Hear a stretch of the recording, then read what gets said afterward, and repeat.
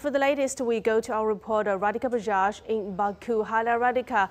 Today is day 3 of the COP29 and also the second day of the World Leaders Summit at the COP. What are some of the highlights so far in this climate conference?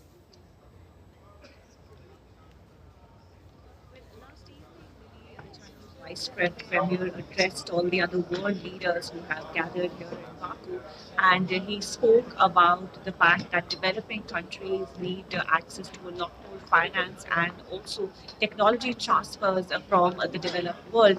He also said that there should be more ambitious targets from countries when it comes to climate finance goals.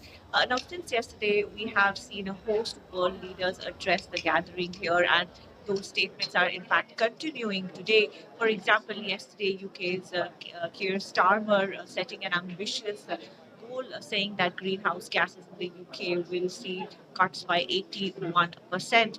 And island nations, many of them calling upon the developed world to do better by them when it comes to finance needed for both adaptation and mitigation. And there has been a lot of talk about contributions to the loss and damage fund as well. The UNHCR, which is the refugee body of the UN, released an important statement, an important report yesterday, the first ever on climate displacement, and it spoke about how 3/4 of the 120 million people currently displaced in the world are severely affected by the climate crisis. Another important development at COP this year, and it happened on the first day itself, has been a consensus on the Article 6 of the Paris Agreement. This is a space where developing countries will benefit because they are able to offset their carbon credits thanks to the regulations that have now been finalized. A key event yesterday, one that has got a lot of attention and praise, was a summit hosted by the US, China, and Azerbaijan. This was a summit on methane and other non carbon dioxide greenhouse gases. Here's a look at a report. China and the United States, the world's largest industrialized economies, are tackling a pressing environmental issue together. Methane is one of the most potent greenhouse gases, about 80 times more effective at trapping heat in the atmosphere than carbon dioxide in the short term. While methane emissions last a shorter time in the atmosphere, their immediate impact on warming is profound. Actively, prudently, and orderly controlling methane emissions could bring multiple benefits to climate, economy, environment, security, and other substantial domains. Methane emissions often go unchecked.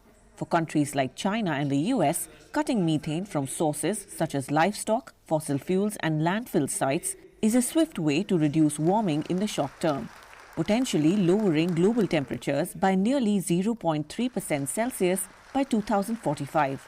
While China has implemented an action plan dedicated to methane emission control, committing to a series of specific targets, on Tuesday, the United States announced a methane fee for big oil and gas producers. Such efforts and the joint collaboration are creating a wider impact. Pushing it and making it a very priority dialogue that we're having at the COP shows commitment for me, and that's very important for us as well as economies, for instance, in Africa as well, to say that we have this partnership that we can leverage on. The summit explored cost-effective ways to combat non-CO2 greenhouse gases, besides discussing best practices in monitoring and enforcement of policies on key emitting sectors. We've had good and technical discussions, and I think this was a successful collaboration. We got a lot out of this meeting today. The hope is that the joint efforts of creating awareness and leading by example will encourage more countries to take stronger action, making the impact both immediate and scalable. It's clear that reducing methane emissions is not just an environmental necessity, but also an opportunity to make measurable gains in the fight against climate change. And international cooperation, like we've seen today, is a way to put it on fast forward.